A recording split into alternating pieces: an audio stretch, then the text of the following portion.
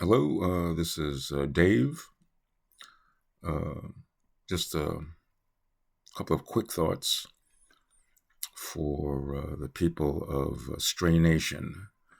This is Stray Nation Videos production, and a few thoughts. Many, many decades ago, this was back in the 90s.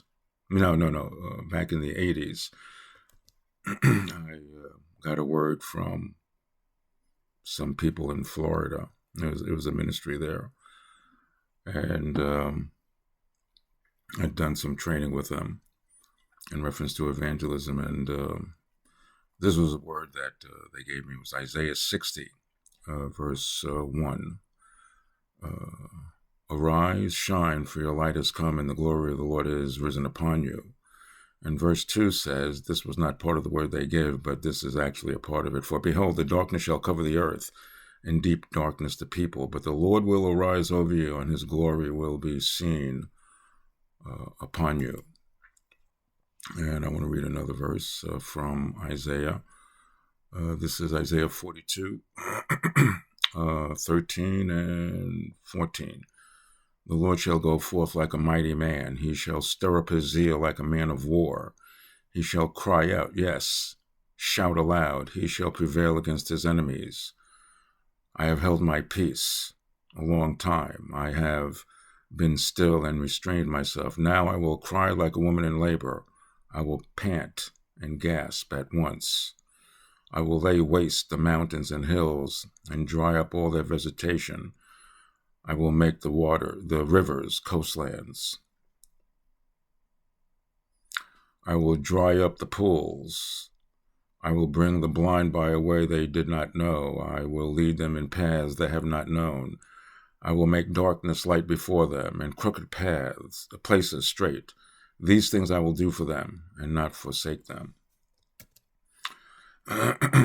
Both of those are in Isaiah. More recently, the Lord has been speaking to me about, in a sense, for Isaiah 61 and 2.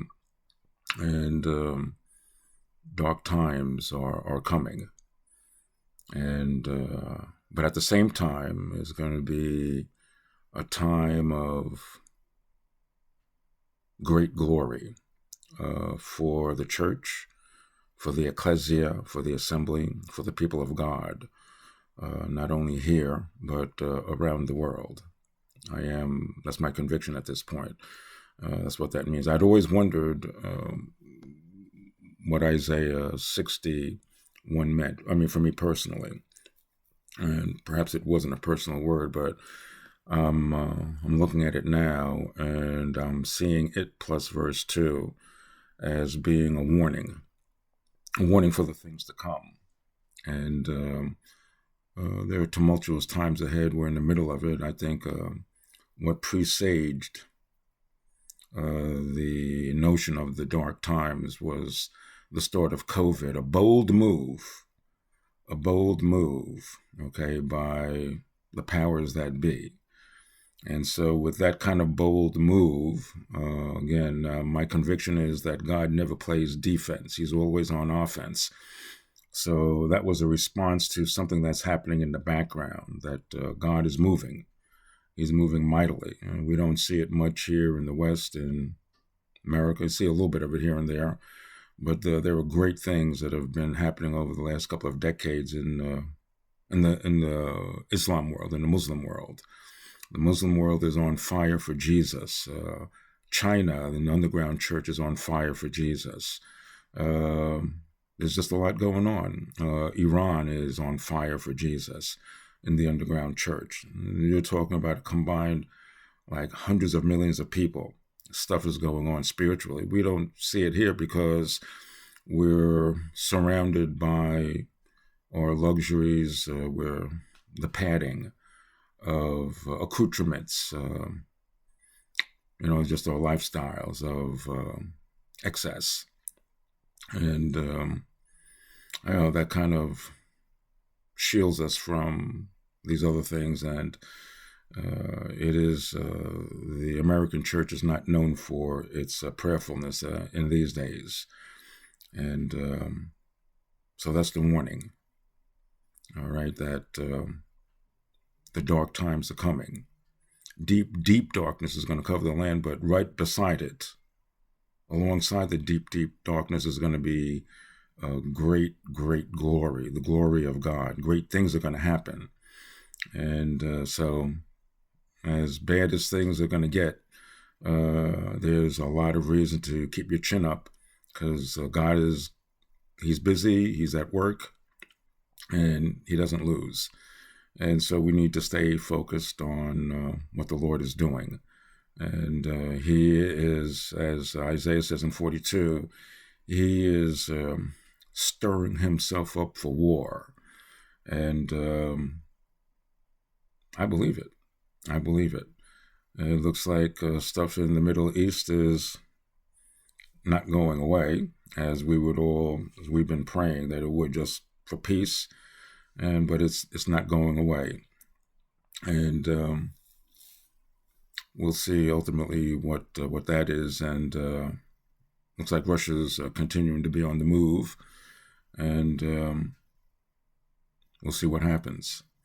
But again, there's just in the background, there's just a tension and a lot of potential for bad things to happen.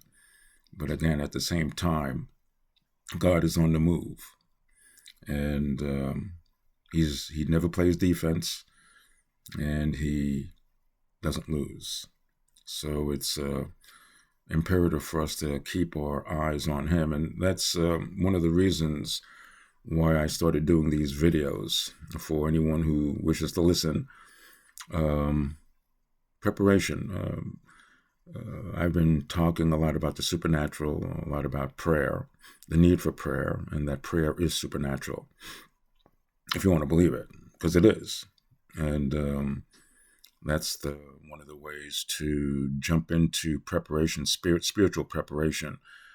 Jump in head first is to get a prayer life, become an intercessor, start praying for Israel, start praying for the Ukrainian-Russian war, start praying, for the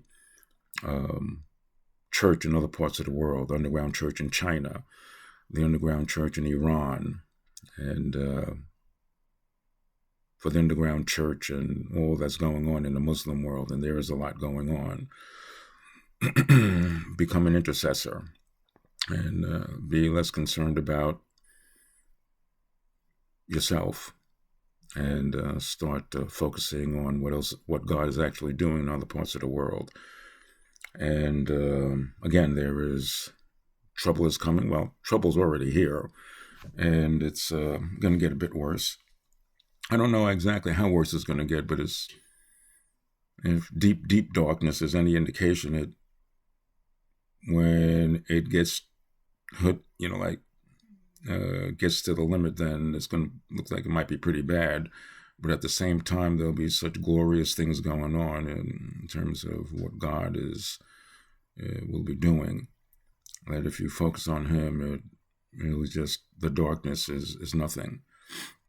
I have been praying and declaring that metropolitan New York will become a region of light. And the reason I did that is I felt that in the beginning of COVID, I really sensed the Lord was leading me to pray that way. And I've continued. And if you could join me in that, if you feel led, then do so. Praying and declaring that metropolitan New York will become a region of light, that it will be covered with God's presence, be covered with his glory, and that his presence will be very, very strong. His glory will be magnificent here in metropolitan New York, and it'll be the opposite of what it is now. And things are changing here. Still a bastion of liberal values, Abortion is still the law of the land here in New York State. And it looks like the government is crunching down more on gun ownership issues. And they've been sneaking in things over the past year or so, which is kind of surprising. And we need to pray. We need to intercede and start thinking of situations and peoples outside of our own situation and start declaring. And I've laid some of the groundwork for making declarations. I've made a case for not just begging and pleading with God, but actually with a stiff back, making declarations. When Jesus said in the Lord's Prayer, pray this way, he was saying to pray and to declare and to make declarations, to be bold. And I have, my thinking is pray big or go home. Don't be afraid to pray big. Don't be afraid to pray for the impossible, for our God is the God of the impossible.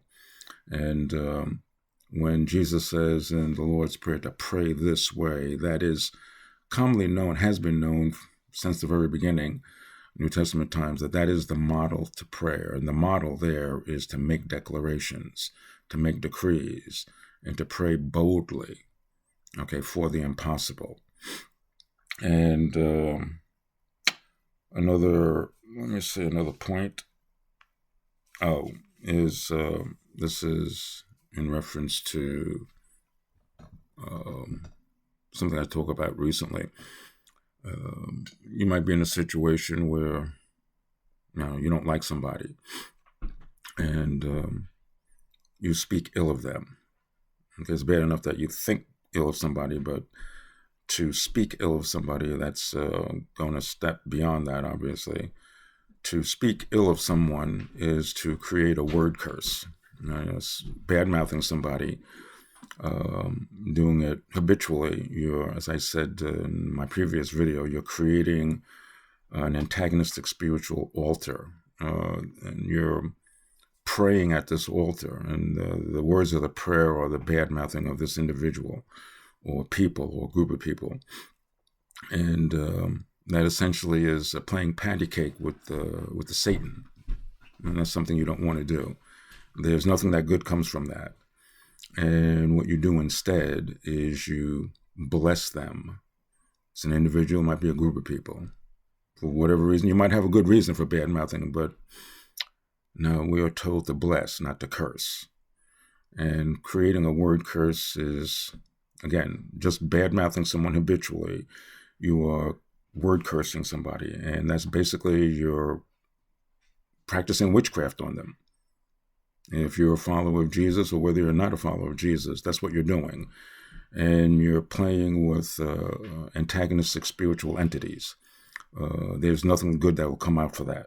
There's nothing good that will come out of that. So if you find yourself in that situation, you need to stop. You need to repent, ask God's forgiveness. I don't care whether you're a believer or not. And just need to stop it because it's not going to help your life. And he will forgive. And what you need to do to prove that you're actually going in a different direction, or a better direction, is to, instead of cursing them or just bad-mouthing them, is to bless them verbally. You don't have to do it out loud. I mean, you can just do it just underneath your breath, but just ask God to bless them. And just because you're word cursing somebody underneath your breath, it counts. Don't think that just because you're saying it not loudly, that it doesn't matter. It does matter. Sub-vocalizations count. And you shouldn't even be thinking this way. It's a bad idea to think ill of people. You should, if you want to speak about somebody, just bless them and see how that changes your life. Whether you're a believer, follower of Jesus or not. It's a good practice. Don't speak ill of anyone. Bless them instead and see what God does for you. He will move on your behalf. Been there, done that. Until next time.